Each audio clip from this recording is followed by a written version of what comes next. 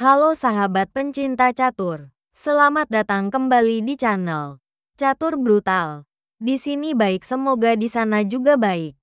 Video kali ini kita akan membahas pembukaan gambit yang sangat agresif dan mematikan saat kita memegang buah putih.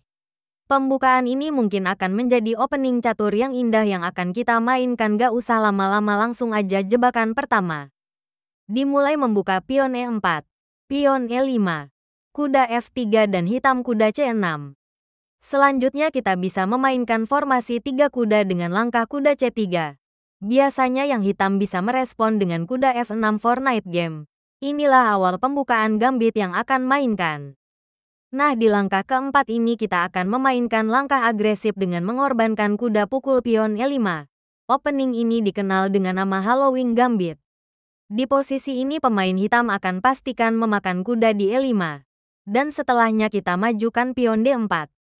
Dengan tempo menyerang kuda milik hitam. Sekarang kuda ini hanya bisa pindah ke G6 atau kembali ke petak C6 karena jika kuda lompat ke G4 putih bisa majukan pion ke E5.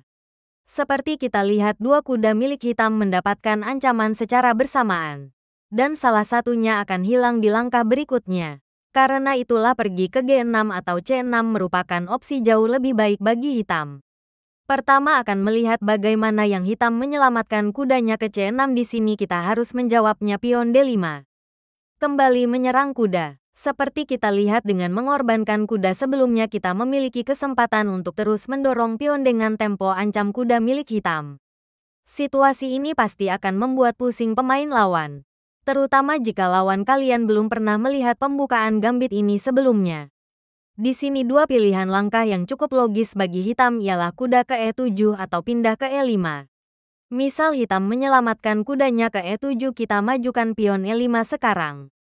Menyerang kuda F6, jadi terpaksa kuda mundur ke G8, kemudian pion D6 kembali menyerang kuda.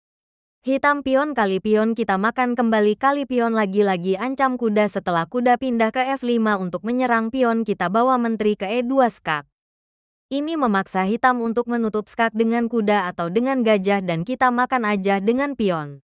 Nantinya kita bisa mengembangkan gajah ke F4 dan menjalan rokade sayap menteri. Dengan begini kita punya tempo lebih cepat dalam mengembangkan perwira kita.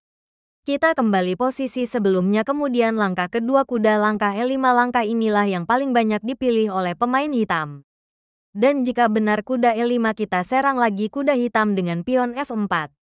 Jadi satu-satunya petak yang aman bagi kuda ialah pindah ke G6. Selanjutnya kita balas pion E5. Lagi-lagi mengancam kuda hitam. Jika hitam berusaha memangku pion menteri E7, ini akan jadi percuma. Karena kita bisa nempatkan menteri di E2 memperbarui ancaman pion pada kuda. Karena itulah setelah pion E5, kebanyakan pemain hitam akan langsung narik mundur kuda ke G8. Kemudian kita majukan lagi pion ke D6. Mengajak pertukaran pion. Respon terbaik bagi hitam memakan pion. Terus pion kali pion. Seperti kita lihat, putih punya pion yang sangat kuat menekan petak C7 E7. Dan ini membuat hitam kesulitan mengembangkan perwiranya. Jadi kebanyakan pemain hitam berusaha menyerang pion ini dengan menteri B6 atau F6. Pertama, bagaimana jika menteri ke B6 menyerang pion bersama gajah? Nah, kita balas saja dengan kuda ke B5. Setelah itu lindungi pion kuda ini juga siap melakukan skak.